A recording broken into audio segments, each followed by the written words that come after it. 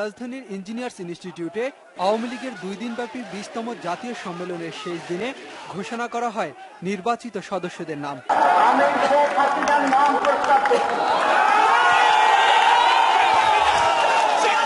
সম্পূর্ণ গণতান্ত্রিক প্রক্রিয়ায় দলের সভাপতি হিসেবে নির্বাচিত করা হয় বঙ্গবন্ধু কন্যা শেখ হাসিনাকে। সৈয়দা সাজেদা চৌধুরীর প্রস্তাবনায় এই পদে অন্য কারো নাম না থাকায় নির্বাচন কমিশনার ইউসুফ হোসেন হুমায়ুন আওয়ামী লীগের সভাপতি হিসেবে তার নাম ঘোষণা করেন।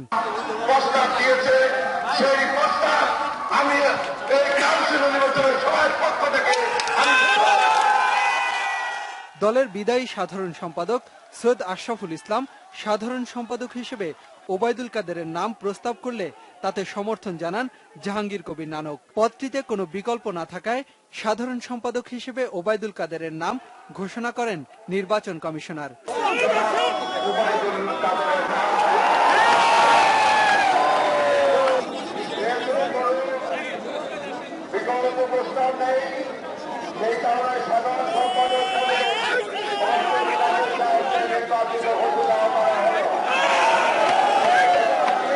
এদিকে সদ্য সাবেক সাধারণ সম্পাদক সৈয়দ আশরাফুল ইসলামকে রাখা হয়েছে সভাপতি মণ্ডলীর সদস্য পদে। সভাপতি মণ্ডলীর আরো সদস্য হলেন ডক্টর আব্দুর রাজ্জাক, নুরুল ইসলাম নাহিদ, ইঞ্জিনিয়ার মোশাররফ হোসেন, ফারুক খান, আব্দুল মান্নান খান, রমেশ চন্দ্র সেন ও পীযূষ কান্তি ভট্টাচার্য।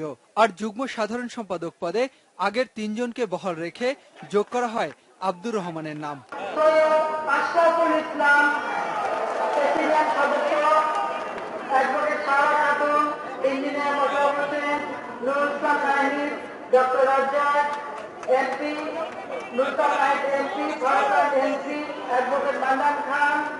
এর আগে দলের ঘোষণাপত্র অনুমোদন ও গঠনতন্ত্রের প্রয়োজনীয় সংশোধনী পাশ করে বিদায়ী কমিটি। নতুন নেতৃত্ব দেশ গঠনে ভূমিকা রাখবে বলে মন্তব্য করেন দলের শীর্ষ নেতারা।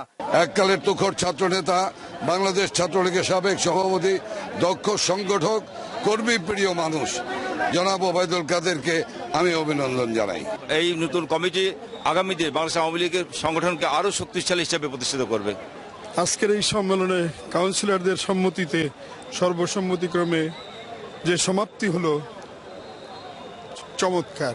আর সঠিক নেতা নির্বাচন হয়েছে বলে মত ব্যক্ত করেন নেতাকর্মীরা।